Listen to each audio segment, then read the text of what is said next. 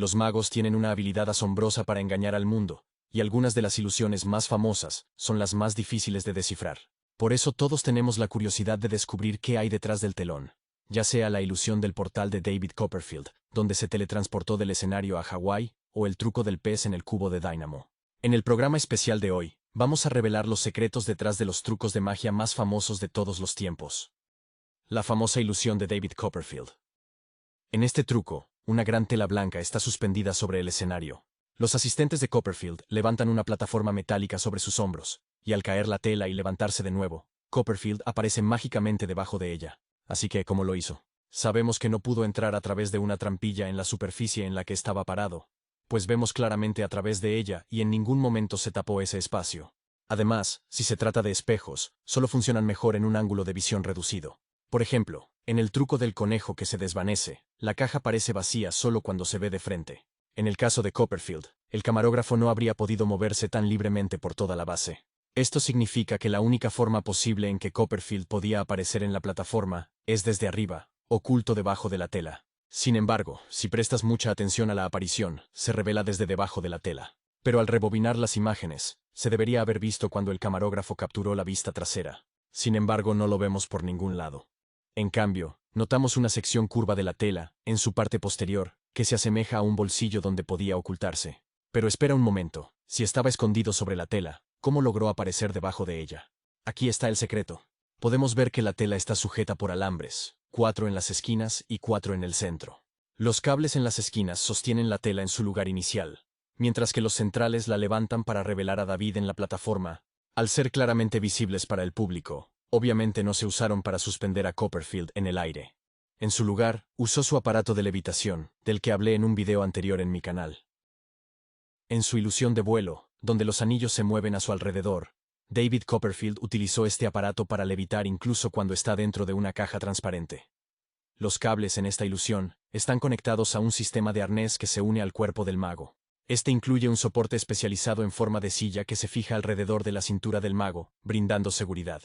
Los cables, que son delgados y fuertes, están colocados perpendicularmente a la vista del público, alineados de lado a lado. Dispuestos en forma de abanico distribuyen uniformemente el peso, permitiendo un movimiento suave. También están pintados de negro para que se mezclen con el fondo.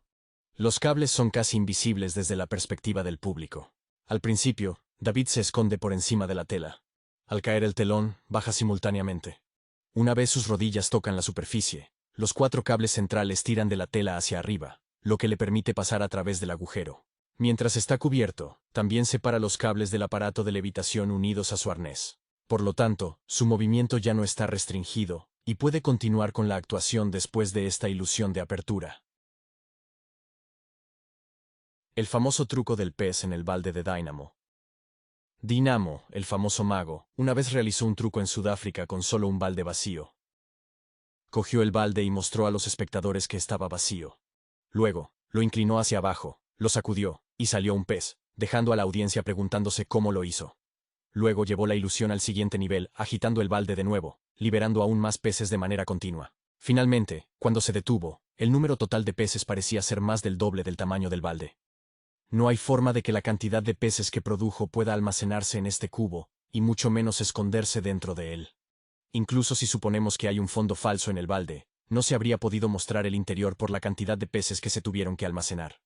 Además, el balde sería muy pesado para sostenerlo con todos esos peces. Calculando aproximadamente la cantidad de peces que se depositó, parece ser alrededor de 50 o incluso más, considerando que algunos están ocultos debajo de la pila. Juzgando por su apariencia, es probable que sean sardinas, comunes en aguas de Sudáfrica donde fue filmado este truco.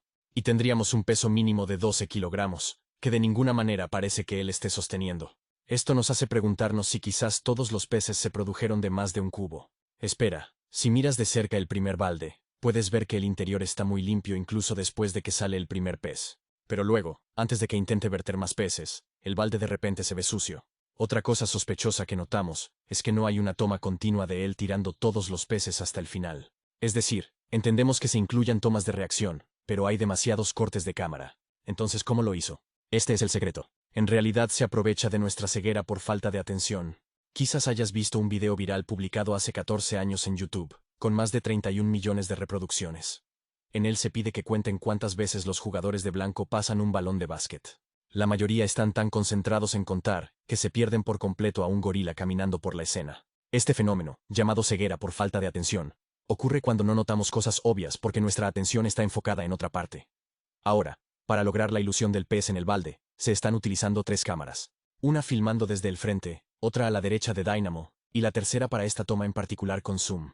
Aquí es donde los espectadores no notan alteraciones significativas en una escena cuando los cambios ocurren durante un corte o una destrucción. Nuestro cerebro prioriza la continuidad sobre el detalle. En esta primera cámara se oculta el tamaño de la pila, por lo que asumimos que aquí es donde comenzó a verter. Pero si avanzamos unos segundos, se muestra el mismo ángulo, pero inclinado ligeramente hacia abajo para mostrar la pila, lo que ayuda a nuestra mente a mantener la continuidad y engañando a nuestro cerebro para creer que no había pila en el metraje inicial. La segunda cámara, una vez más, utiliza la misma técnica. Aquí vemos inicialmente la pila mientras vierte, pero luego la cámara se desplaza en el último momento. Luego, el tercer ángulo de cámara ampliado se coloca en secuencia dando la ilusión de continuidad en el contexto del tamaño de la pila que falta. El truco termina con un solo pez saliendo del cubo.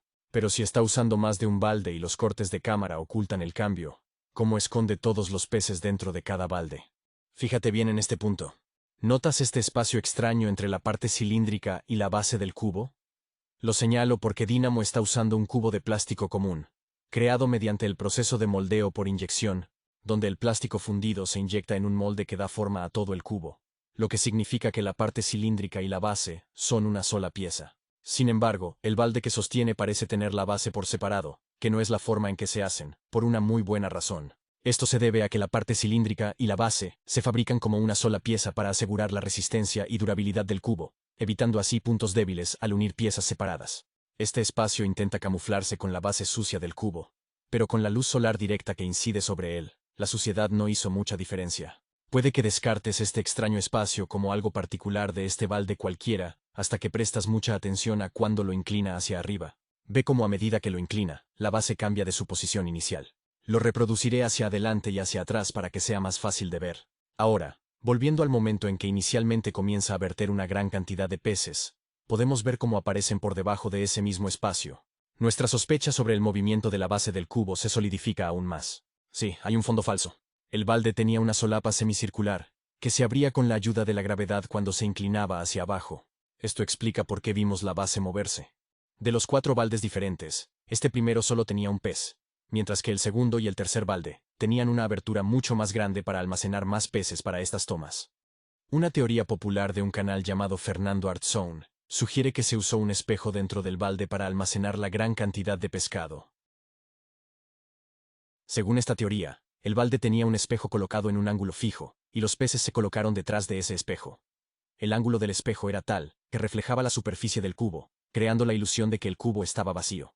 Y para evitar que los peces salieran por los lados de la solapa, se colocaron dentro de una bolsa de plástico para que salieran solo por la parte posterior del espejo. La solapa del espejo tendría sus esquinas garantizando que el espejo tuviera un rango de movimiento limitado. Aunque interesante, esta teoría de usar un espejo para ocultar hábilmente los peces, desafortunadamente contradice las imágenes reales. Esto se debe a que cuando Dynamo comienza a verter, vemos claramente la solapa redonda en la base moverse hacia nosotros, antes de que los peces se puedan ver saliendo por debajo de esta, cuando la solapa es empujada por el peso de los peces. Mientras que según la teoría del espejo, el punto en el que los peces salen es hasta el final.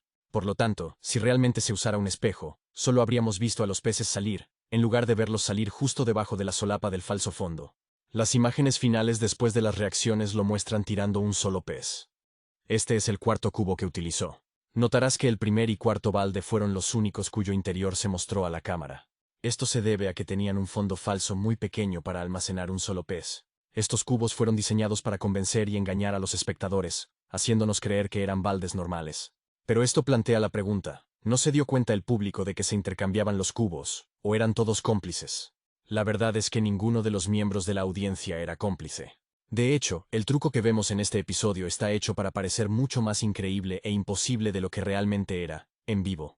Esta es la razón por la que el Dynamo nunca ha vuelto a realizar este truco. Como este fue el único momento en que se realizó este truco, la audiencia no esperaba que Dynamo vaciara todos los peces de un solo cubo, y simplemente se reunieron para presenciar lo que estaba a punto de hacer. Pero para ellos, todo el truco consistía simplemente en verter peces de 4 cubos aparentemente vacíos. Luego de verter el pescado, mostró el primer cubo claramente, mientras que el segundo y el tercer cubo no fueron exhibidos abiertamente a la audiencia o a la cámara, debido a los fondos falsos más grandes. Finalmente, del cuarto balde, al igual que el primero, solo arrojó un pez, que se mostró a la cámara y al público. Al editar los cambios de balde y usar trucos de cámara, Dynamo cambió por completo el contexto del truco. El famoso truco del portal de David Copperfield.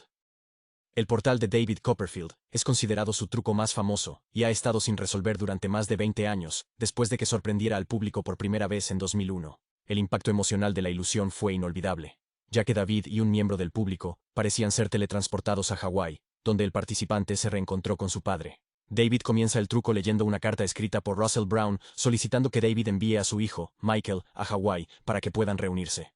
Luego invita a Michael al escenario para unirse a él en el truco. Después de un breve intercambio, David le informa a Michael que el deseo de su padre era que visitara Hawái y que tomara una foto de Michael allí como un regalo para su padre. La escena cambia a una transmisión en vivo de una playa en una isla en Hawái, donde el asistente de David, Brad, está esperando. Luego, David se dirige a los escépticos.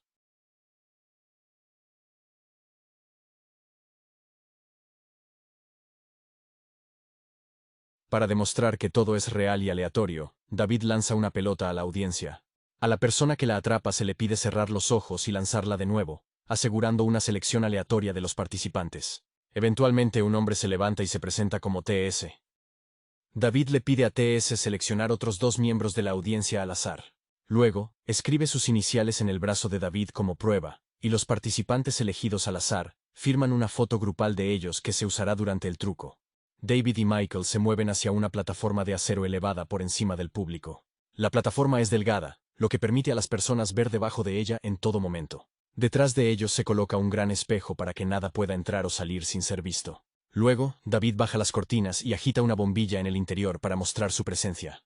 De repente, se corre el telón y ambos desaparecen. A continuación, la atención se centra en la playa de Hawái.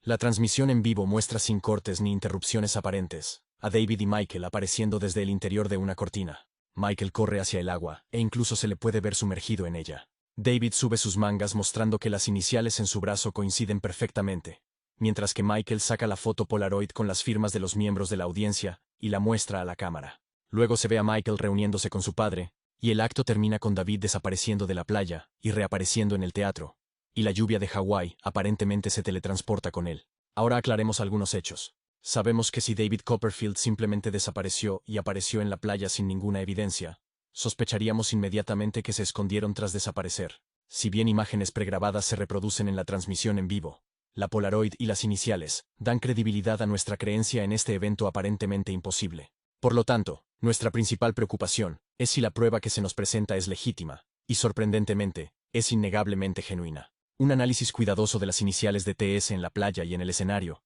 revela que son exactamente iguales, con el grosor de las letras extremadamente preciso. Además, la Polaroid firmada contiene exactamente las mismas iniciales de Amber, y la imagen de la Polaroid coincide perfectamente. Si la prueba no fue manipulada, es natural que sospechemos de otros elementos involucrados, como la transmisión en vivo mostrada en la pantalla, los voluntarios seleccionados, e incluso Michael. Una cosa es cierta, no podemos colocar a Michael y a los otros voluntarios seleccionados con el frisbee y la pelota en la misma categoría. Esto se debe a que Michael fue el que desapareció con David de la plataforma. Y esa desaparición no podría haber sucedido sin el conocimiento de Michael. En segundo lugar, Michael fue preseleccionado antes del espectáculo, a diferencia del resto. Por supuesto, Michael y David en realidad no desaparecieron. Tenían que escapar de la plataforma de alguna manera. No podían escapar desde la parte inferior, superior o el costado, ya que todo está a la vista en el momento en que se produce la desaparición. Incluso sin conocer los detalles técnicos, se podría concluir razonablemente que escaparon a través de la misma plataforma en la que estaban parados. Después de escapar de la plataforma, tuvieron que ir a otro lugar, por un truco que ha existido durante más de 2 décadas. No es sorpresa que existan numerosas teorías sobre cómo se pudo haber hecho. Hay que tener en cuenta que la explicación que buscamos tiene que ser la más práctica y lógica, porque no fue la primera ni la última vez que realizó este truco. De hecho, David repitió este truco en varios lugares durante sus shows en vivo, así que, para reducir las posibilidades de fracaso, tuvo que diseñar el truco con la menor cantidad de variables posibles. Entonces, si estás pensando que todos en el teatro estaban involucrados en el truco, David Copperfield solo lo habría realizado una vez, como cuando hizo desaparecer la Estatua de la Libertad. En cambio, este truco en particular fue parte de sus shows en vivo durante años. ¿Fueron imágenes pregrabadas en la transmisión en vivo? Una teoría popular sugiere que todo fue pregrabado, y usando seguimiento la foto Polaroid firmada, fue duplicada cuando los asistentes la manipularon en ese momento, mientras que las iniciales TS fueron extraídas y colocadas en la grabación previa. En las imágenes pregrabadas, la foto que David Copperfield mostró a la cámara era una imagen en blanco. También se editaron en vivo las iniciales en su brazo usando seguimiento. Usando este método, los voluntarios sí podrían ser seleccionados al azar. Sin embargo, los problemas surgen cuando entramos en los aspectos técnicos de esta teoría y consideramos su practicidad. Presta mucha atención a las iniciales. Fíjate que cuando gira ligeramente su brazo hacia la derecha, las iniciales se mueven en perfecta sincronía con su piel, y la parte superior de la letra S se adelgaza cuando estira la piel con su dedo. La tecnología necesaria para seguir las iniciales detalladamente, asegurando que las letras se estiren de manera natural con la piel, fue extremadamente difícil de lograr en la postproducción, y es imposible de lograr durante una transmisión en vivo. En ese momento, las técnicas de seguimiento establecían fotogramas clave manualmente, con software sencillo que luchaba con deformaciones complejas como el estiramiento de la piel. Además, la resolución de la cámara era menos avanzada, dificultando un seguimiento eficiente. La Polaroid entregada a David ya muestra la imagen lo suficientemente visible a medida que la cámara la acerca. En ningún momento se aprecia que la foto dentro de la Polaroid esté desalineada con el borde blanco exterior, ni que el nombre de Amber flote, a pesar de que la mano de Copperfield tiemble constantemente. Además, la compresión de video redujo la resolución durante las transmisiones en vivo. La compresión fue necesaria por el ancho de banda, pero también resultó en una pérdida de detalles, lo que hizo aún más difícil seguir movimientos sutiles como el estiramiento de la piel en tiempo real. Pero, ¿y si se usó una pantalla verde? Si una parte del brazo de Copperfield estuviera pintada de verde, el equipo de efectos visuales podría, en teoría, superponer las iniciales. Sin embargo, este proceso solo colocaría la imagen sobre la superficie verde, sin considerar el estiramiento o el movimiento de la piel. A medida que la piel se estira, las iniciales no se estirarían con ella. En cambio, las iniciales permanecerían estáticas, pareciendo que simplemente flotan sobre el brazo sin formar parte de la piel. Además, al mover el brazo, es probable que los bordes de las iniciales se desalineen, lo que provocaría que se cortaran secciones de estas. Incluso los métodos de seguimiento avanzados que manejan superficies deformables, como el seguimiento de malla, no existían en forma práctica en 2001. La eliminación del uso del seguimiento o la incrustación cromática significa que el video pregrabado no se manipula de ninguna manera. ¿Son estos participantes cómplices? Esto significa que la evidencia debía ser duplicada en el escenario, lo cual solo se podría hacer si estos participantes aparentemente seleccionados al azar fuesen cómplices. Ciertas sospechas sobre cómo se filmó este truco apoyan esta teoría, llevando a muchos a creer que este fue el método utilizado. Un video publicado hace unos 14 años sugiere que, con práctica, Copperfield pudo haber lanzado la pelota por encima de su hombro para que aterrizara exactamente donde él quería, o haber tenido varios cómplices sentados en la primera fila. Si la lanzó intencionalmente al primer cómplice, la selección restante pudo manipularse con facilidad, al no necesitar lanzar la pelota por encima del hombro. Ahora, aunque este método no se ha mencionado antes, David también podría usar varias secuencias pregrabadas. Por ejemplo, si uno de los cómplices no logró lanzar la pelota a la distancia correcta, o alguien más la atrapó, se podría usar un clip pregrabado diferente para mantener la ilusión. Entonces, si otro grupo atrapó la pelota, pudieron utilizar 4 personas diferentes en las grabaciones previas, duplicando solo la Polaroid y manteniendo las iniciales como TS. Pues las iniciales podrían representar el nombre de cualquier persona, ya sea hombre o mujer. Después de tomar la foto, el asistente podía cambiarla por la Polaroid original que se utilizó en las imágenes pregrabadas. No es sospechoso que uno de los aspectos más importantes del truco, la firma en la foto, que nos permitiría verificarlo con capturas de pantalla, no la muestre claramente escribir su nombre, como con las iniciales escritas en el brazo de Copperfield. Se podría sugerir que, como solo escribe 2 letras, podría replicarlas fácilmente con suficiente práctica. Sin embargo, el grosor de las iniciales y la ubicación exacta en el brazo de Copperfield son demasiado precisos para ser considerados una réplica. A menos, claro, que las iniciales de las imágenes pregrabadas siempre estuviesen en su brazo. En otras palabras, el primer plano de él escribiendo es solo una ilusión. Así como se pueden ocultar los tatuajes con maquillaje, las iniciales en su brazo podrían ocultarse de la misma forma. Cuando vemos a TS escribiendo en su brazo, no vemos que la punta del marcador toque su piel, por lo que podríamos solo asumir que este funciona de manera normal. Esto convence a muchos de que el marcador tenía compuestos líquidos especiales en su interior, actuando como un removedor de maquillaje con una punta de espuma negra que libera el líquido al tocar la piel de Copperfield. Pero hay un gran problema con esta teoría, y es que muchos de los asistentes a sus actuaciones en vivo sugieren que fueron seleccionados e incluso participaron, por lo que o escribieron sus iniciales en el brazo de Copperfield, o ellos o sus hijos dibujaron en la pizarra. En segundo lugar, la prueba del uso de cómplices es más una suposición que una prueba contundente. Los lanzamientos resultaron ser lo suficientemente perfectos como para seleccionar a los cómplices, y al mismo tiempo, uno de los participantes al azar, que era un niño, logró replicar perfectamente la letra J 2 veces. Si se usaban cómplices, no era inteligente elegir a un niño. Esto complicaría la posibilidad de una replicación. Podemos esperar que un adulto con mucha práctica pueda replicar en cierta medida un dibujo, pero es altamente improbable que un niño lo haya hecho en el escenario como cómplice. Por lo tanto, no nos queda más opción que aceptar que las iniciales en la Polaroid firmada que se muestra en Hawái son, de hecho, exactamente las mismas que vimos en el escenario, y no una réplica. Entonces, ¿realmente están en una playa y todo fue en vivo? Dado que nuestro objetivo es la solución más práctica y confiable, debemos minimizar las variables. Ninguna pantalla verde, seguimiento, cómplices o réplicas pueden considerarse métodos prácticos. Algunos podrían sugerir que, dado el lapso de 15 segundos desde el momento en que desaparecieron hasta que aparecieron en la playa, el teatro podría estar cerca de una playa que se hizo parecer como Hawái. Pero esto sería lo último que haría Copperfield, pues todo el teatro lo sabría. En segundo lugar, este truco se realizó en Memphis, Tennessee, y Hawái está a 4.000 kilómetros de distancia. La playa más cercana está en Gulf Shores, Alabama, que está a unas 6 horas en coche, aproximadamente 360 millas. Esto significa que tendría que idear una alternativa, como construir una playa artificial pero realista detrás del escenario, o debajo del teatro con olas, arena, agua, y un cielo que parezca real. Las olas podrían crearse artificialmente, y se podrían utilizar palmeras y arenas reales. Dado que las nubes se ven en movimiento, el cielo tendría que ser una pantalla de retroproyección.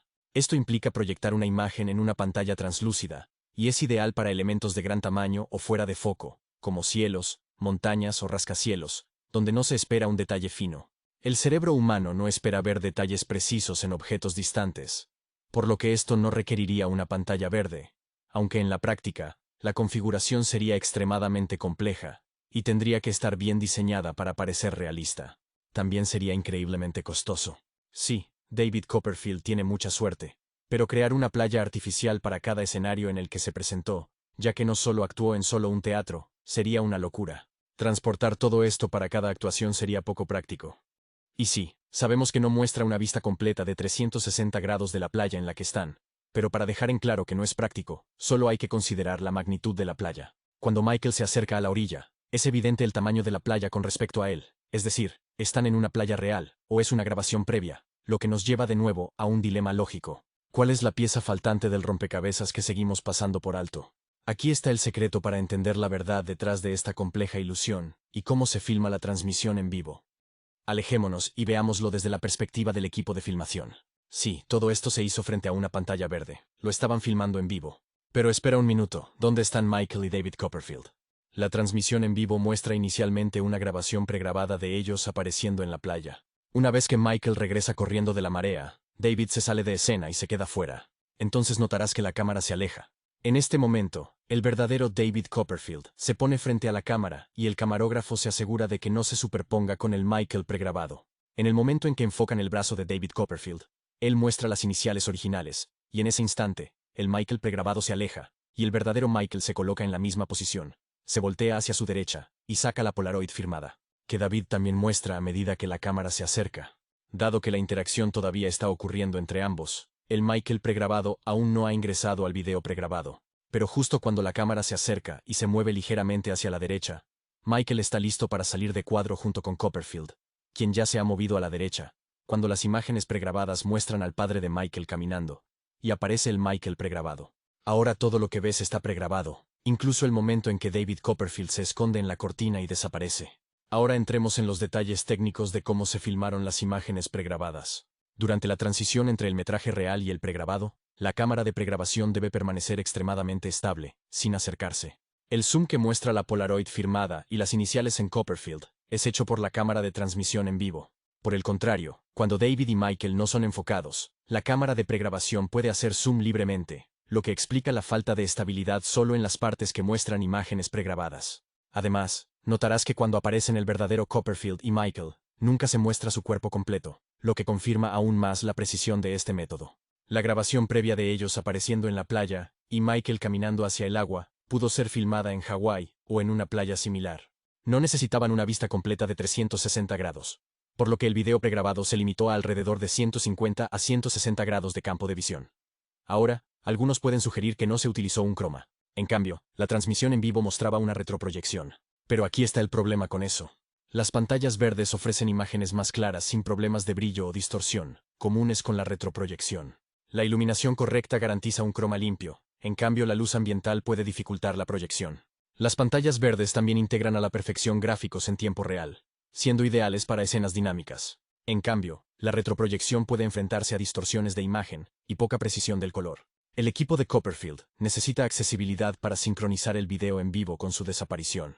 Un indicador clave del uso de pantallas verdes es el temporizador, que se puede manipular en la pantalla. Cuando Michael está a punto de correr a la playa en la transmisión en vivo, el temporizador desaparece, confirmando esto aún más. Además, se sabe que David utiliza la tecnología más avanzada, por lo que no tendría sentido que usara retroproyección, considerada anticuada en ese momento.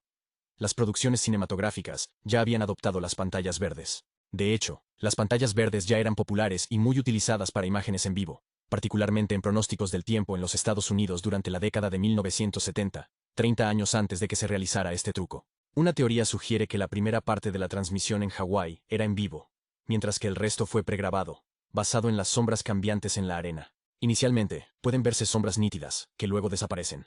Pero esta teoría no funciona, pues las grandes nubes vistas en el cielo pueden bloquear fácilmente la luz solar, haciendo a las sombras desaparecer por un momento. Un análisis más lógico se centraría en la longitud de la sombra, no en su desaparición, para detectar inconsistencias entre las imágenes en vivo y las pregrabadas. Si bien el video pregrabado tiene una duración fija, la parte en la que el asistente de Copperfield espera la desaparición se puede ralentizar sin que se noten diferencias, ya que no hay movimiento importante. Luego de la desaparición, el video puede volver a la velocidad normal para sincronizarse con el evento en vivo. Incluso si hay un ligero retraso en la sincronización, es insignificante. La aparición con las cortinas en la playa no requería que entraran antes de su aparición. Solo se escondían en un gran agujero en la arena, pudiendo emerger cuando era el momento adecuado. El agujero les permite agacharse de tal manera que la altura de su cabeza se alinee con el nivel del suelo. Este no debía tener la profundidad del cuerpo completo, de lo contrario, sería difícil salir instantáneamente. Al estar agachados, solo necesitan ponerse de pie cuando se levanta la cortina y dar un paso adelante, dejando el agujero oculto detrás de ellos. Como sugiere el video, en un lado de la playa se coloca un largo espejo horizontal, para cubrir mientras se arrastran, pero esto no es lógico. La ilustración de la playa omite detalles importantes, como las palmeras y los asistentes que se pueden ver en la transmisión en vivo. Para que los espejos funcionen, la cámara debe estar estacionaria, pero se mueve todo el tiempo. Además, bloquearían lo que hay detrás de ellos. Un espejo en el lado derecho oscurecería los árboles y reflejaría a los asistentes con la cortina. Así que los espejos no tienen sentido. Otra idea es el uso de cables invisibles desde arriba. Pero como podemos ver claramente la parte superior del escenario, la entrada o salida es imposible. Tampoco es realista que aparezcan caminando desde atrás de la playa, dada la amplia vista, y no podrían cubrir una distancia tan larga en el corto tiempo que se levanta la tela. Cualquier intento de entrar por los lados quedaría expuesto. Lo que revela aún más la existencia de un agujero en la arena es la cámara acercándose después de la desaparición. Nota cómo la cortina no se retira hasta que la cámara se acerca. Si se mostrara sin el zoom, el agujero sería claramente visible. Al hacer zoom e inclinando un poco hacia la izquierda mientras se mueve la tela, astutamente ocultan el agujero en el lado derecho de la pantalla, usando esta distracción. Ahora abordemos la parte más intrigante de la ilusión. La desaparición desde la plataforma. ¿Cómo se hizo de forma tan impecable? Sabemos que la plataforma tiene 2 pulgadas de grosor con un espejo convexo, dando visión del frente y la parte trasera. Los cables metálicos están unidos a 2 pilares en un estilo de puente colgante. Tras caer las cortinas, pasaron 15 segundos antes de que sonara la sirena y desaparecieran. Definitivamente no hay trucos de cámara, pues eso no explicaría sus shows en vivo. La única forma de dejar la plataforma era a lo largo de este camino, pero no podrían haber salido mientras la cortina estaba sobre ellos. Sospechosamente, en vez de filmar desde el lado como momentos antes, se cambió a una vista frontal. Además, también notarás bengalas que oscurecen por completo el camino que tomó la cortina. Sin embargo, durante la desaparición, el camino desde donde estaban hasta los pilares permaneció visible, solo bloqueado cuando se corrió la cortina. Ahora piensa, ¿por qué David Copperfield no bajó las cortinas, como en su gran ilusión de la muralla china? La desaparición habría sido igual de impresionante, y aún más imposible. En ella, al caer las cortinas, se escondió dentro de la base de la plataforma. Al ver la plataforma en la que estaban de pie, se puede ver un pequeño hueco que en teoría podría ocultarlos. Pero tendrían que ser muy pequeños, pues la mitad superior de su cuerpo aún sería visible.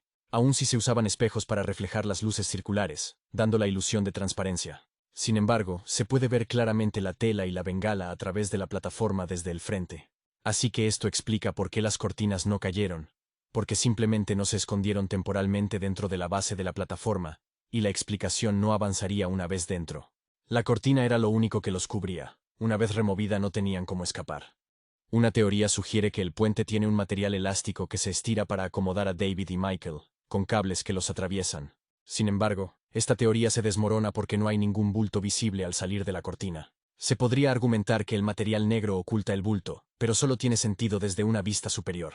Pero aquí vemos a nivel de plataforma, e incluso en cámara lenta, no se ve nada. Considera por un momento el tamaño de David y Michael, son adultos. Si pasaran horizontalmente, el bulto sería grande y fácilmente perceptible incluso desde la distancia. Estamos viendo desde un ángulo ideal para detectar cualquier distorsión de este tipo, pero no aparece nada. En este punto, está claro que se alejaron con la cortina. De hecho, por un breve momento, vislumbramos la cabeza de alguien en posición horizontal. Pero, ¿no interferirían los cables de suspensión con este movimiento? Aquí tenemos una vista más clara que muestra que los cables no están realmente en la salida a través del puente. La delgadez de la plataforma revela si se produce un movimiento brusco. Podemos ver cómo la plataforma se mueve hacia arriba, mientras se retira el peso de ambos adultos, justo cuando se tira de la tela. Esto muestra claramente que fueron alados con la cortina. Ser alados con la cortina significa que tuvieron que ser llevados por un camino recto sin golpear contra uno de los pilares, lo que sucedería si se usa solo un cable, aun estando perfectamente centrado entre los pilares.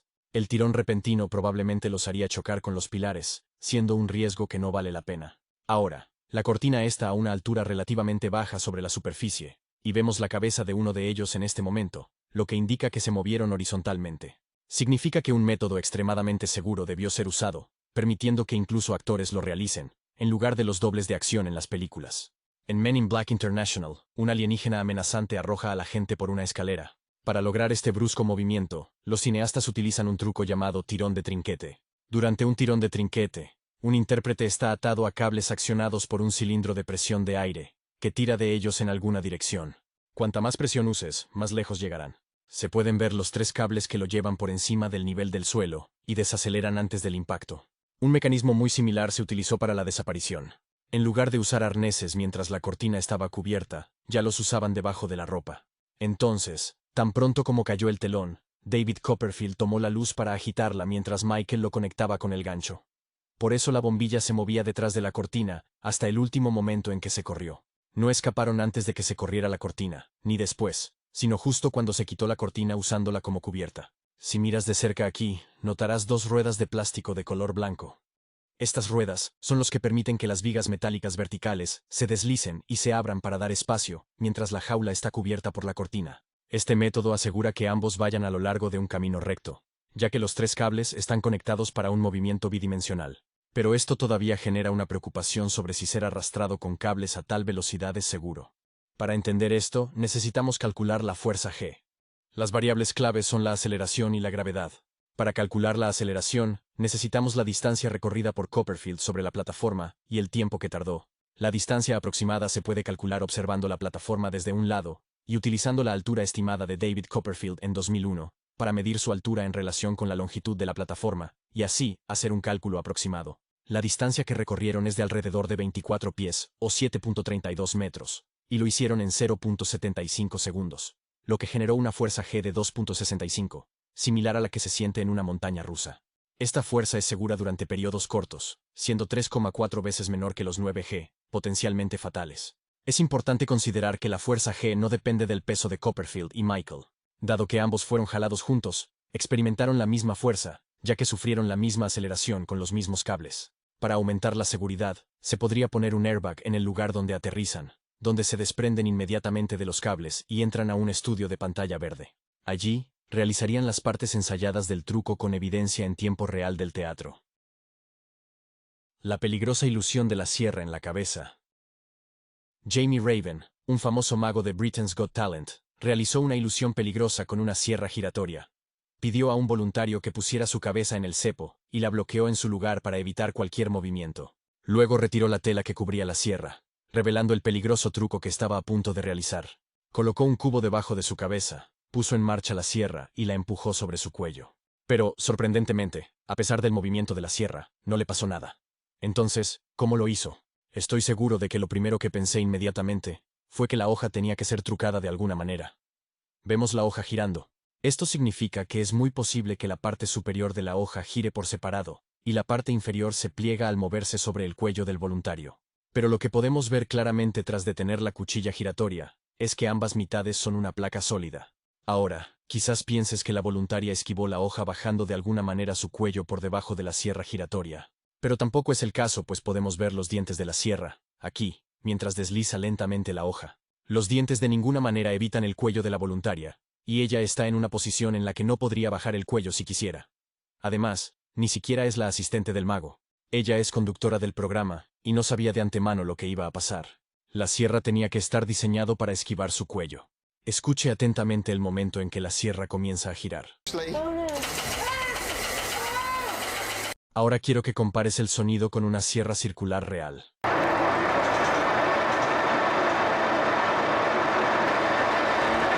Notarás una diferencia inmediata. Esto es porque la pieza traqueteaba constantemente a intervalos frecuentes.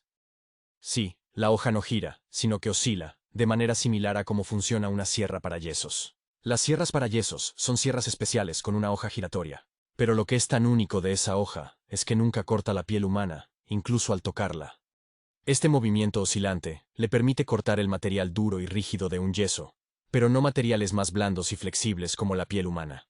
El principio clave es que el material del yeso resiste ese movimiento hacia adelante y hacia atrás, lo que permite que la hoja lo atraviese. Por el contrario, la piel humana, al ser suave y flexible, absorbe el movimiento oscilante sin cortarse.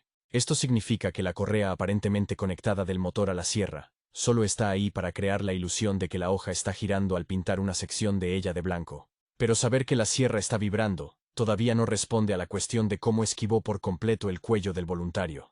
Note que esta parte en la esquina inferior izquierda de la hoja no se ve antes porque está cubierta por el panel de parada de emergencia. Y cuando pasa al otro lado, esta parte tampoco se ve. Aunque la hoja está hecha de una placa de acero sólida, no es una hoja de sierra completa, y tiene una parte semicircular cortada. Dado que la hoja es oscilante, esta muesca semicircular permanece oculta en una sección, a medida que la hoja oscila con un pequeño grado de movimiento. A medida que empuja la sierra, el mago gira manualmente esta muesca sobre el cuello con su mano derecha detrás de la herramienta. Ya que está simultáneamente oscilando y ocultando la muesca en esta sección de la herramienta al final de la ilusión. El pensamiento imposible de David Blaine sobre las cartas con Jimmy Fallon. Este truco de cartas en particular en el programa de Jimmy Fallon es uno de los videos más virales de David en su canal, con más de 36 millones de visitas.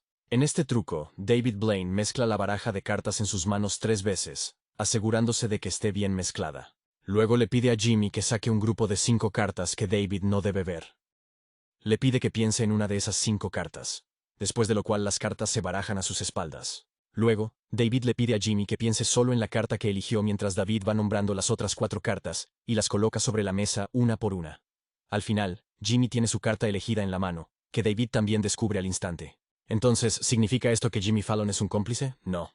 De hecho, este truco tiene un método muy astuto, escondido tras la técnica de cómo se manejan las cartas. Si lo primero que te vino a la mente fue que David usó un mazo apilado, entonces estás en el camino correcto.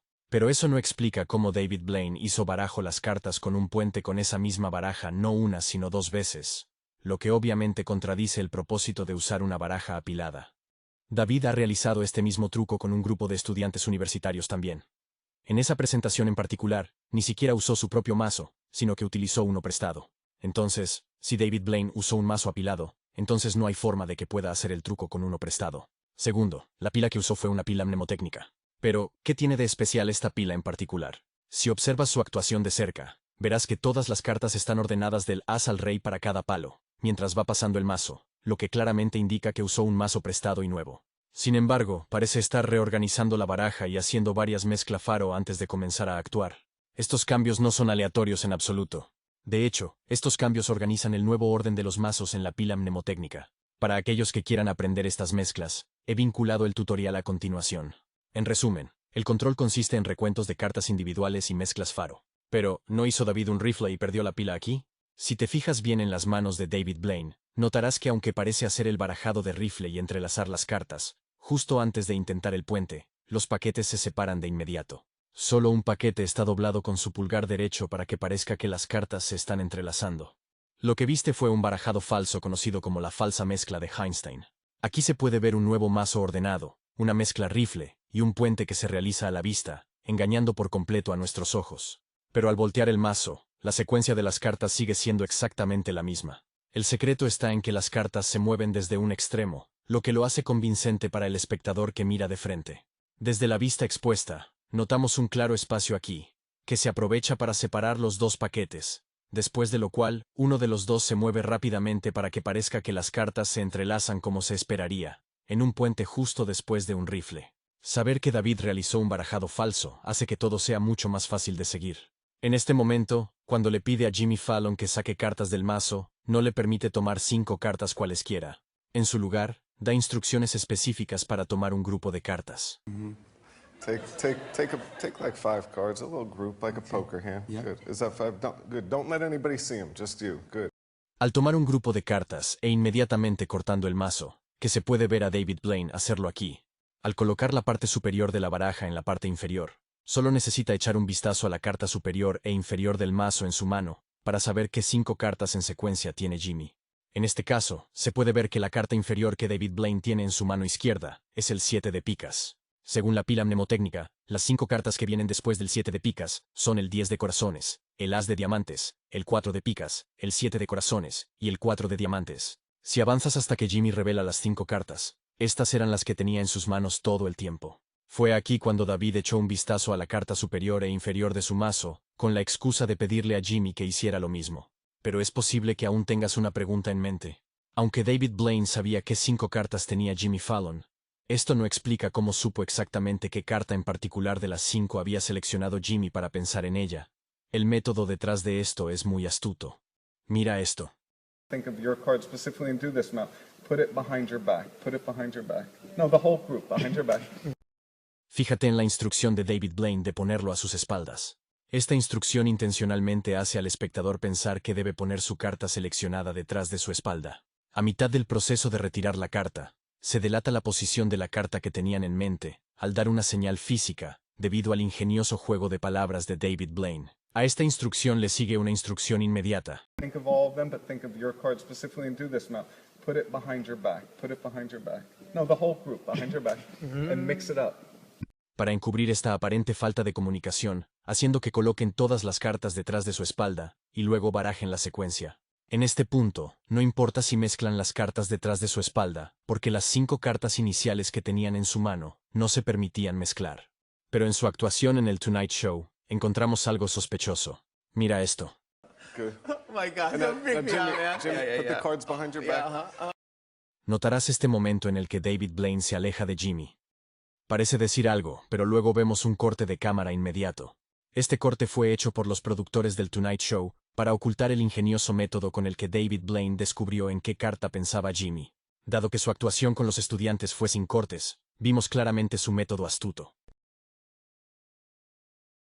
La prueba de fuego, el truco de desaparición de DMC. Drummond Moneycouts, conocido popularmente como DMC, realizó un increíble truco escapando de la hoguera. Comenzó acercándose a la hoguera y haciéndose encadenar con solo un clip para ayudarlo a escapar.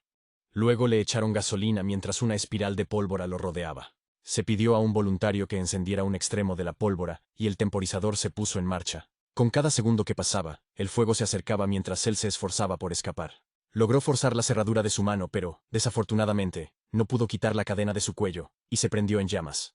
Pero hay una sorpresa. Cuando los asistentes corrieron hacia él con extintores para apagar las llamas, DMC desapareció en la nube de humo que se disipaba. Pero, ¿a dónde fue? Bueno, sabemos con certeza que no desapareció en el aire. Una rápida mirada a su alrededor muestra que está completamente expuesto, y no hay nada que lo bloquee, excepto por esas grandes rocas. Es bastante obvio que no puede volver a salir sin ser visto. Además, el público se sitúa como un pequeño grupo a un lado. Normalmente, en los trucos de magia donde el mago desaparece, suelen hacerlo detrás de una cortina o una tela para bloquear temporalmente el lugar al que escaparon. Ahora, algunos podrían decir que todos esos espectadores son actores, y que DMC simplemente corrió directamente hacia la roca, cuando la cámara estaba a nivel del suelo mientras le rociaban el extintor. Pero eso no parece ser el caso. No olvides que si los espectadores no fueran genuinos, DMC los habría hecho pararse alrededor de él, no solo frente a él en un ángulo específico. Por ejemplo, Criss Angel hizo su desaparición en un depósito de chatarra, donde tenía espectadores y voluntarios al azar, que lo observaban y lo ayudaban en su desaparición. Se pararon alrededor de él en su acto específico, donde desapareció. Aquí utilizó el método clásico con una cortina, y también un espejo. Pero, ¿cómo exactamente? Al inicio del truco el mago sube a la plataforma. Todos, incluyendo al hombre con una camiseta amarilla fluorescente en la parte trasera, proyectan sombras visibles en el suelo. Después de un corte de cámara, el ángulo de la sombra del hombre de la camisa fluorescente cambia. Esto se debe a que el mago colocó un espejo debajo de la losa entre dos soportes hechos fuera de cámara. El espejo oculta los objetos detrás del mago, y otro hombre con un traje similar se para delante del espejo, creando reflejos que dan la apariencia de que el hombre original está detrás del mago, aunque las sombras y los colores son diferentes. Después del corte de cámara, la forma del suelo cambia ligeramente, junto con el color del barril antes y después del corte. Cuando los asistentes bajan la cortina, el mago salta de la losa y se esconde detrás del espejo. Del mismo modo, en otra ilusión clásica, la gente rodea al mago que va a hacer aparecer un elefante detrás de una cortina. Los espectadores son actores que también están en la ilusión. Rodear al mago es simplemente una forma de convencernos a nosotros, los espectadores en casa, de la ilusión, mientras que simplemente hacen caminar al elefante detrás de la cortina mientras miran. La cámara está colocada de tal manera que la cortina bloquea el camino de la llegada del elefante, pero en este caso, DMC utilizó extintores en su lugar. Hay una razón lógica por la que los magos normalmente usan cortinas y no extintores de incendios, ya que las cortinas son opacas y no revelan lo que sucede detrás de ellas. Con los extintores de incendios, el grosor de la nube es desigual. Realizar esta ilusión por la noche con el fuego como fuente de luz en la zona hace que sea muy brillante detrás y lo pone en desventaja. Entonces, en lugar de ayudar a DMC con su desaparición, crea una sombra lo suficientemente oscura como para ser vista a través de la nube del extintor. Dado que las imágenes están grabadas, las podemos examinar y analizar de cerca. En el truco de DMC, no tenía otra opción más que bajar, pues no podía correr detrás de las rocas ni subir a otro lugar. Esto es exactamente lo que observamos cuando la nube del extintor intenta ocultarlo. Para hacer esto, inicialmente estira los brazos hacia arriba, luego apunta con las manos hacia abajo. Dentro de la sombra proyectada en la nube, lo vemos sentarse como una rana, como si tratara de alcanzar algo en el suelo con sus manos. Pero si miramos desde arriba, como lo hicimos hace unos segundos cuando estaba atado, no podemos ver en el suelo ninguna trampilla allí. Entonces, ¿qué es lo que está buscando? Bueno, la trampilla está escondida y camuflada a la vista. En esta ilustración verás que hay un paño que se ha creado de tal manera que se le aplicó un adhesivo encima. Luego, se aplicaron tierra y rocas similares al suelo sobre el que están parados, en múltiples capas, lo que ayudó a camuflarse con el entorno. Esta tela fue moldeada con una tapa de madera a la que se adhirió. DMC se agachó con las manos juntas para levantarse y saltar a un agujero cavado en el suelo. Es por eso que, dentro de la sombra proyectada sobre la nube, durante unos milisegundos lo vemos en posición agachada. Entonces, de repente, la parte inferior de la nube se oscurece porque la luz del fuego de fondo se bloqueó por un segundo, cuando levantó la tapa para saltar al suelo. El cierre repentino de la tapa cuando la nube del extintor de incendios aún estaba acumulada, hizo que succionara una parte de la nube hacia el suelo. Como resultado, vemos la nube flotando justo sobre el suelo. Para los que se preguntan por qué la ropa que lleva no se quema ni se adhiere a su piel durante los trucos con fuego, es porque los artistas usan varias capas de ropa protectora. Básicamente, usan 3 capas de ropa interior ignífuga, empapada en un material ignífugo llamado Selgel. Además de eso, agregan 3 capas más: un traje de lluvia, un traje de bomberos y un traje de algodón fino. Se aplica Selgel adicional a cualquier piel expuesta. Según la coordinadora de acrobacias de Game of Thrones, Raleigh Earlam, el tiempo es crucial en las acrobacias con fuego. Los artistas no pueden estar envueltos en llamas por más de 15 segundos. 1, 2, 3, 4, 5, 6, 7, 8. ¡Ow!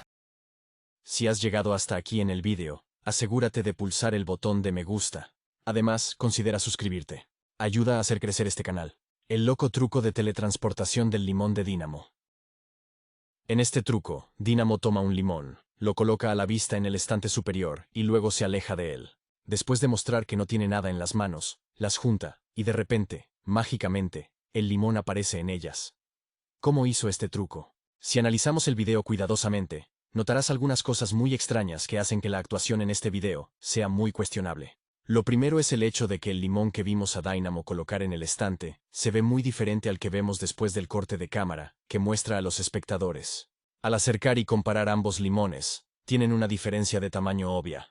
El que vemos después del corte de la cámara es significativamente más grande. Lo segundo es el cambio de brillo. Aunque parece una toma continua, las sombras en el limón que colocó antes del corte parecen mucho más naturales con respecto a su entorno, en comparación a las sombras después del corte de cámara. Parecen fuera de lugar, e incluso su posición está mucho más cerca que antes de que lo colocara en el estante. Además, al inicio cuando tomó el limón y se acerca al estante, vemos una arruga en la parte trasera de la camisa, alrededor de los jeans que llevaba puestos, mientras se ponía de pie. Mientras camina, la arruga mantiene su forma, pero inmediatamente después del corte de la cámara, la arruga se ve completamente diferente. Incluso la iluminación de su camisa cambia repentinamente. Primero vemos luz natural desde el exterior incidiendo en ella. Pero después, vemos una luz amarilla brillando sobre él. Lo mismo se puede ver en el estante. Mientras se acercaba al estante, se podía ver claramente la luz de la ventana detrás, reflejándose en el estante, pero después el reflejo desapareció por completo.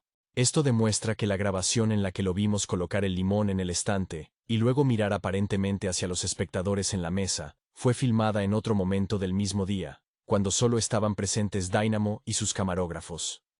Dynamo solo fingió mirar a los espectadores en este video en este momento. Muchas veces cuando menciono los cortes de cámara durante la filmación de un truco de magia, muchos de mis espectadores comentan que no es posible en la vida real, por lo que los espectadores deben ser cómplices. Para aclarar esta confusión, hay que tener en cuenta que los magos como Dynamo que realizan magia para televisión, editan y vuelven a filmar luego de la presentación para mejorar el efecto, y que se vea mucho mejor de lo que sería en vivo. Las reacciones de las celebridades o espectadores se extraen de las actuaciones en vivo sin fingirlas.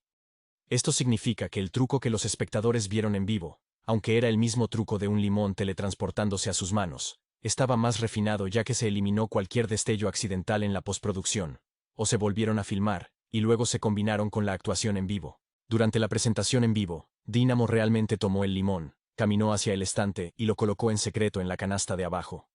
La razón por la que no lo vemos hacerlo es porque la cámara solo muestra su espalda. Después de esto, dobla una solapa autocerrable con una imagen de un limón recortada en ella, que ya está presente en el estante en posición vertical, de modo que desde el frente parece un limón real, pero desde atrás, es completamente negra para camuflarse con el estante cuando se aplana.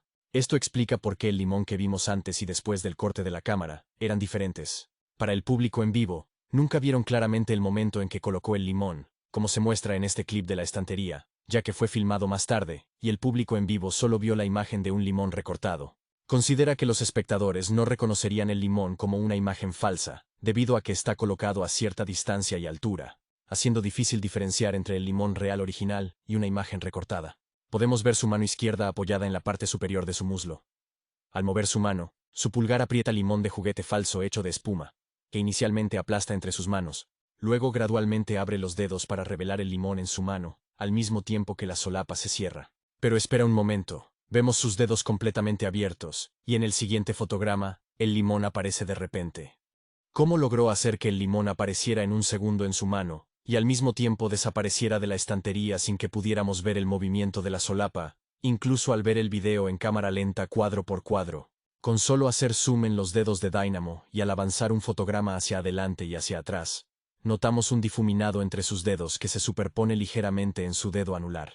Sí, Dynamo en realidad editó esta sección usando efectos visuales simplemente ocultando el limón durante un solo fotograma, para crear la ilusión de que el limón apareció instantáneamente en su mano, intentando así hacer que la ilusión se vea mucho mejor de lo que realmente es. Se utilizó el mismo método para hacer desaparecer el limón de la estantería, pero en lugar de enmascararlo, simplemente eliminaron un fotograma, lo que explica el salto repentino de la cámara de izquierda a derecha. Finalmente, como el limón que tiene en sus manos es un juguete de espuma falso, no lo entregó a los espectadores para que lo examinen y en su lugar se alejó. El dúo telepático de America's Got Talent. La famosa pareja de telépatas demostró su increíble habilidad en America's Got Talent, dejando perplejos a los jueces y al público en vivo. Comenzaron el show invitando a Ant y Dec al escenario para examinar la venda, así como revisar los oídos de Marina en busca de algún tipo de auricular. Después de esto, Marina se puso la venda, y James se acercó a los jueces pidiéndole a Amanda que sacara cualquier objeto que tuviera en su bolso. Amanda entregó un cargador y un perfume. Sin decir nada, James transmitió telepáticamente los detalles del primer objeto, y Marina lo identificó leyendo su mente, mientras Ant y Dec la observaban atentamente para asegurarse de que no estaba haciendo trampa. James luego tomó el frasco de perfume y lo olió. Y en ese momento, Marina identificó correctamente que era un frasco de perfume. Decidieron llevarlo al siguiente nivel, haciendo que Amanda y Simon se comunicaran telepáticamente un pensamiento el uno al otro. Marina le pidió a Amanda que dijera un número del 1 al 100, que correspondía a un país en una lista que se mostraba en un teléfono. Amanda eligió Italia como su país. James le pidió a Simon que se pusiera de pie y se tapara los oídos. Finalmente, Simon escuchó algo dentro de su cabeza. James le pidió escribir en la pizarra lo que había escuchado. Cuando Amanda dijo el país elegido, resultó que Simon había escuchado exactamente el mismo país en su mente. Entonces, ¿son realmente psíquicos o solo magos haciendo trucos? Si pensabas que la venda que Marina llevaba era una Bluetooth, similar a las que encuentras en AliExpress, y que estaba recibiendo información sobre el objeto que los jueces entregaban, de un asistente fuera del escenario que veía todo a través de cámaras, desafortunadamente eso no es lo que hizo porque eso es una venda ordinaria en los ojos. Además, los jueces no son cómplices, y los artículos que ella sacó de su bolso fueron completamente de libre elección, y le pertenecían. Durante todo el tiempo que Marina intentaba descifrar con su habilidad psíquica qué objeto sostenía, reinó un completo silencio, por lo que no solo no podía recibir información visual, sino tampoco auditiva en tiempo real. Pero si retrocedes unos segundos y pones atención a lo que James le dijo después de recoger un objeto en particular, rápidamente entenderás lo que está sucediendo. Marina, will you tell me what this is now? Ahora escuche lo que dijo James cuando tomó el segundo objeto. Right, and what's this? Sí, lo que escuchaste fueron palabras clave disfrazadas de una simple pregunta o un simple comando. Si retrocedemos hasta el comienzo de la actuación y escuchamos lo que James tiene que decir. Amanda, if you have things in your handbag, please pull them out now. The more obscure, the better. Al pedir a los jueces sacar objetos de sus propios bolsos, y no cualquier cosa en el bolsillo de alguien o lo que alguien llevaba puesto, limitaron las opciones que podían ser identificadas. Por ejemplo, en esta lista hay 30 objetos comunes que suelen encontrarse en el bolso de una mujer, los cuales incluyen artículos relacionados con el cuidado personal, la seguridad, la comodidad y las actividades diarias. Cada uno de estos elementos tiene una pregunta o palabra clave. Por ejemplo, si ella hubiera sacado un gel antibacterial, James le habría dicho a Marina, ¿sabes lo que es esto? Si ella hubiera sacado chicle o mentas, él habría preguntado ¿cómo identificas esto? Esta es una lista de ejemplos de cómo asociar un código con un artículo específico. Ten en cuenta que sus códigos serán diferentes. Esta lista que ves ahora es solo para ayudarte a entender. El método de codificación que Marina y James han preparado también utiliza el silencio como respuesta para reducir el número de frases asociadas a un elemento específico, y en su lugar, tener dos elementos asociados a una sola frase codificada. Por ejemplo, aquí. Am I correct? Can I almost taste it? ¿Notaste que ella describió un frasco de perfume como si fuera algo para saborear? Lo que significa que no lo afirmaba como un hecho, sino que indirectamente le hizo una pregunta a James frente a todos, preguntando si esto era correcto o no. Yes, I can smell it now. Al no responder, ella supo de inmediato que era un error, y pasó rápidamente a la segunda opción que habían establecido en caso de que él no contestara, que era decir que era algo que podía oler, y por lo tanto, describir un perfume. Can I almost taste it? Yes, I can smell it now. That's a perfume.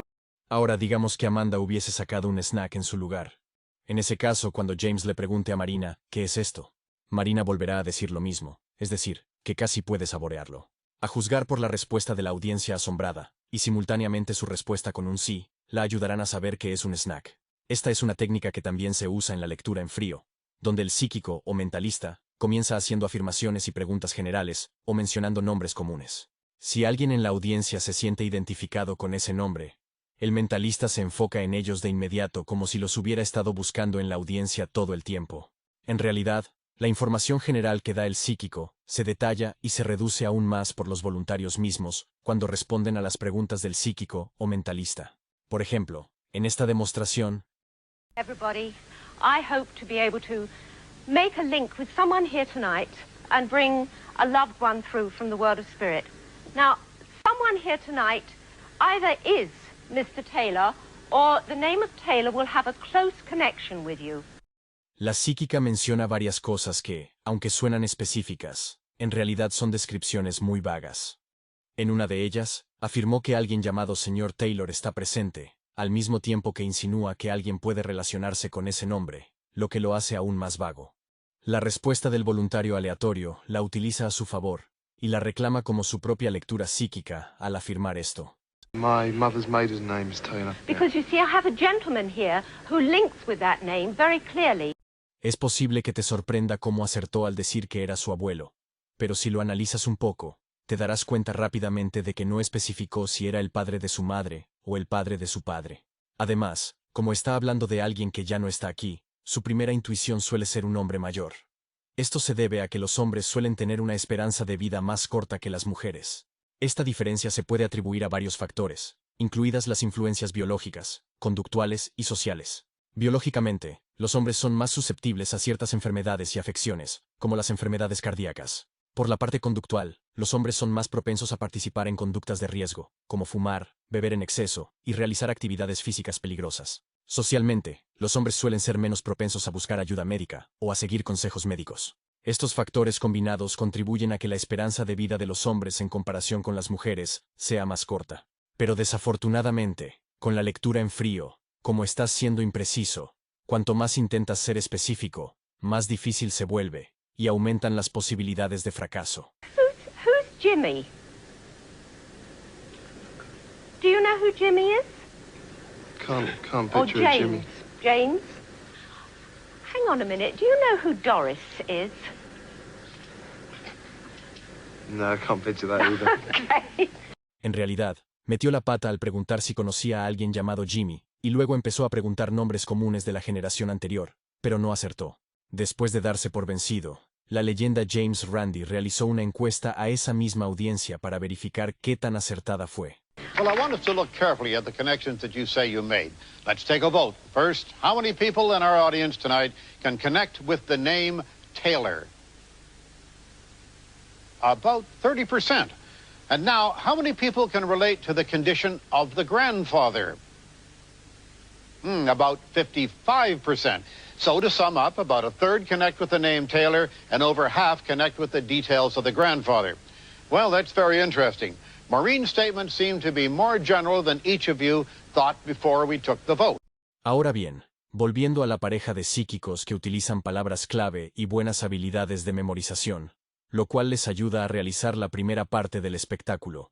Pero esto no explica lo que hicieron con los jueces que no están en el truco. I have a list of 100 random countries. Y desde el principio, no es muy extraño que en lugar de hacer que Amanda eligiera y pensara libremente en cualquier país, tuvieran que entregarle un teléfono que pertenecía a Marina con una lista numerada de países. No solo eso, sino que preguntó directamente frente a todos qué número quería. Can you give me a number between 1 and 100? 97. Así que, aunque para los espectadores, dar la libertad de elegir un número parezca aleatorio, que ella haya proporcionado la lista y sepa el número, significa que también sabe de qué país se trata. Y también su asistente tras el escenario, del que hablaré en un momento. Ahora, cuando llegó el turno de Simon de levantarse e intentar recibir el país pensado por Amanda en su cabeza, notarás la mano del mago presionando contra la parte posterior de su cráneo en ese momento, y mostrando algo negro que tiene en su mano justo aquí. Si retrocedemos un poco hacia atrás, vemos la mano ahuecada del psíquico, que parece estar palmeando algo en su mano también. Pero justo tras el corte de cámara, sus manos están vacías. Bueno, lo que sostiene es un hueso. Este dispositivo es usado por los mentalistas para crear el efecto de un pensamiento en la cabeza de un voluntario. Esta parte de este dispositivo de conducción ósea se presiona contra el cráneo, mientras se le palmea en los dedos.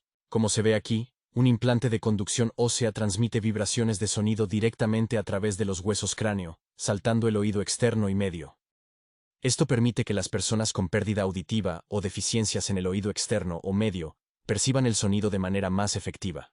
Hacer que Simon cierre sus oídos con los dedos también tiene un propósito importante. And when I tried it out on myself, I don't know, it sounded like I was listening to a small speaker. I, gave this feedback to Umesh, the creator, and he told me that, you had to kind of have your ears plugged up, right? And just plug in your ears and then have the device in the correct position, right? There's a spot, apparently, like a sweet spot to place the device.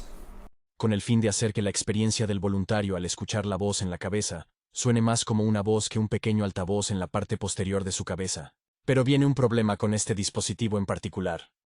Aunque cumple su función cuando se trata de reproducir una pista de audio específica de 5 archivos, este dispositivo resulta muy poco práctico, porque reproduce los archivos de audio cargados en una secuencia fija, y eso lo hace menos útil.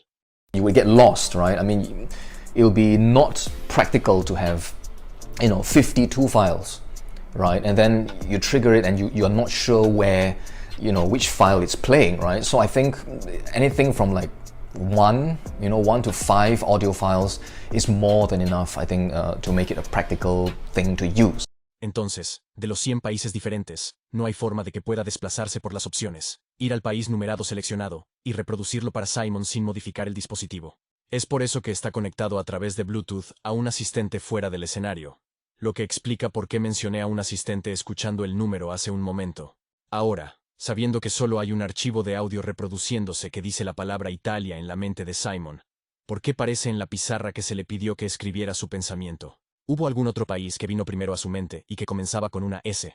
Inmediatamente cambió de opinión y escribió Italia en su lugar. Bueno, si elimino la palabra Italia de esta pizarra, lo que ves escrito en la pizarra estaba allí antes de que Simón la recibiera. Incluso puedes ver que el lado que tenía estas cosas prescritas estaba boca abajo. Luego se giró cuidadosamente hacia Simon, así que nadie, ni siquiera el camarógrafo, lo vio. Hacer esto de antemano utiliza el concepto de doble realidad en el mentalismo, donde un voluntario experimenta el truco de una forma mientras que todos los demás lo perciben de otra manera. Para Simon, en cuanto le entregaron la pizarra, notó que la letra S ya estaba escrita, pero como estaba tachada, no despertó ninguna sospecha, ni dio ninguna pista sobre cómo funciona el truco. Por lo tanto, Simon no se inmutó y lo ignoró. Mientras que para todos los demás, incluyéndonos a los espectadores, parecía que podía haber pensado en cualquier palabra, e incluso cambiarla en el último minuto. El truco del toque invisible de David Blaine con Jamie Foxx. El truco del toque invisible de David Blaine con las celebridades es de sus trucos más virales. Comienza pidiéndole a la hija de Jamie Foxx, Corinne, que cierre los ojos, y luego toca el hombro izquierdo de Jamie. Cuando abre los ojos y describe lo que sintió, dice que sintió que David empujaba su hombro izquierdo. Luego repite el truco, pero esta vez Jamie cierra los ojos mientras Corinne mantiene los suyos abiertos. Después de agitar su mano sobre los rostros de ambos, David toma una carta y la raspa en la nariz de Corinne, y resulta que Jamie sintió exactamente lo mismo. Y bien, ¿cómo lo hizo? Aquí está la explicación. Realizó la rutina del toque invisible como se menciona en el título del video, que se basa en el concepto de realidad dual y mentalismo. Es posible que hayas visto videos revelando esta actuación, pero ninguno describe el método en detalle con todos los matices, para que realmente puedas salir y realizar esto con tus amigos, por lo que lo estoy cubriendo en este video. Comenzando con la primera fase en la que Corinne, la hija de Jamie Foxx, sintió el roce en su hombro izquierdo. Cuando ves el video de esta actuación publicado en el canal de David Blaine, comienza con David Blaine pidiéndole que cierre los ojos. Close your eyes. Pay attention to everything. Sin embargo, sus ojos ya se pueden ver cerrados antes de que él haga la declaración. Close your eyes. Pay attention to everything. Esto indica que algo sucedió fuera de cámara que David Blaine nos ocultó para que sea difícil de entender, pero te daré algunas pistas para que puedas descubrirlo. Lo primero que notarás es que el hombro izquierdo de Corinne está cerca de David Blaine, lo que tiene sentido en cuanto a por qué también empujó el hombro izquierdo de Jamie, ya que puede tocarlo en secreto sin que nadie lo note. Esto se oculta desde el punto de vista del espectador, que está de pie junto al camarógrafo.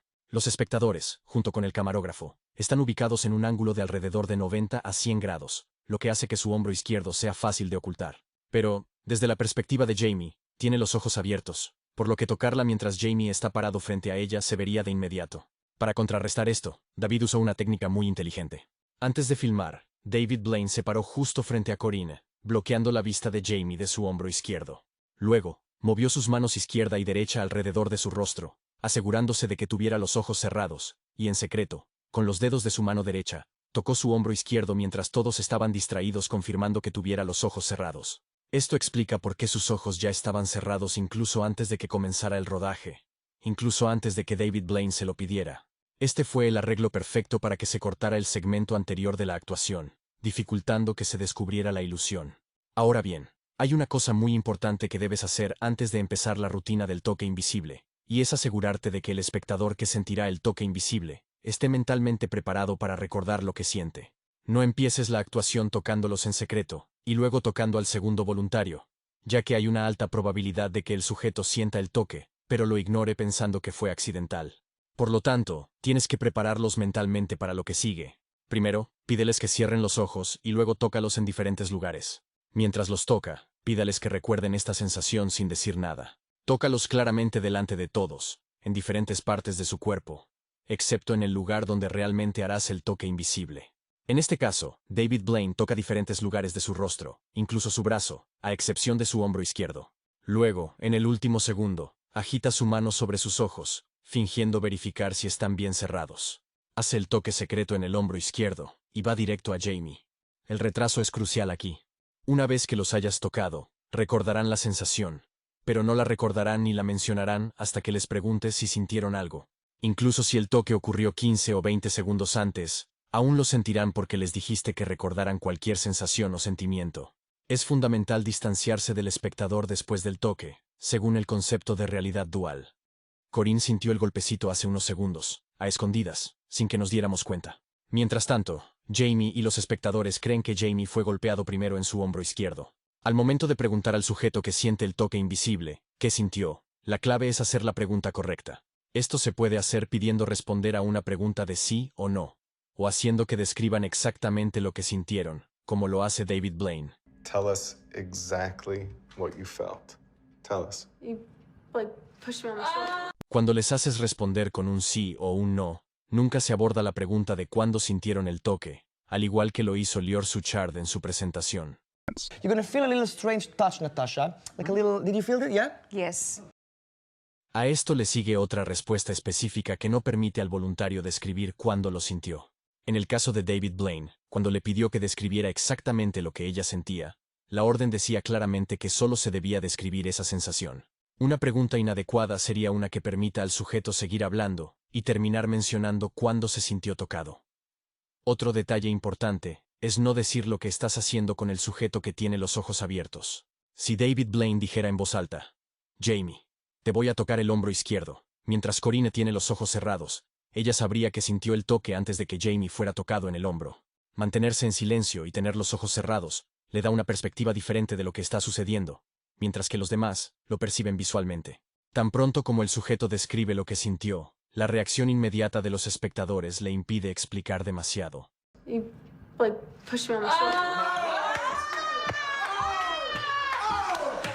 Permanecer en silencio mientras los demás construyen la historia de lo que sucedió hace que el efecto parezca más grande de lo que realmente fue.